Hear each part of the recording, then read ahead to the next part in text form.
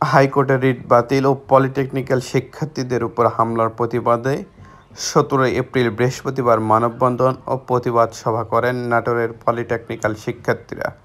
বিস্তারিত দেখুন প্রতিবেদনে। আন্দোলন করছে, আমরা আন্দোলনটার দাবি যদি একটু আমি ঘুরে তাকাই, আপনারা উদ্যোগ নিবে, কিন্তু আজকে আমাদের ডিপ্লোমা ইনটেকটা কালকে আবার পুনরাবৃত্তি হবে। আমরা শিক্ষার্থীরা মত প্রকাশের স্বাধীনতা পক্ষে।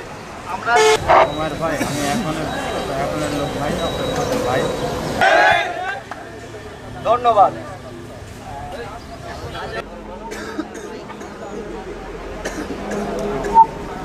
তাদের উপর হামলা চালানো হয়, এতে আমাদের অনেক ভাই আহত হয়।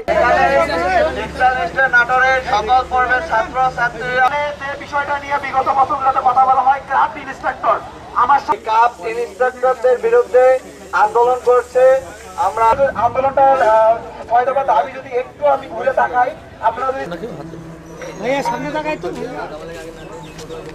উদ্যোগ নিবে, কিন্তু আজকে আমাদের ডিপ্লোমা ইনটেকটা কালকে আবার পুনরাবৃত্তি হয়েছে, এটা আমি একদম খুবই তীব্র নিন্দা। আমাদের ডিপ্লোমা পর্যায়ের সকল স্টুডেন্টরা গিয়ে এটাকে দাঁড় করে এটাকে ধরে রাখছে।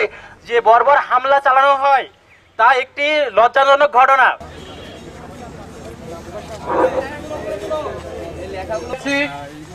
আমাদের এখানে উপস্থিত হওয়ার কোনো কথা ছিল না। বক্তব্য রাখতেছে শামসুজ্জামান পর্ব, তাকে আরো ভালো পদ রিজার্ভ করে তারা এটা পকেটে রাখতেছে, তারা এটা খোলা রাখতেছে।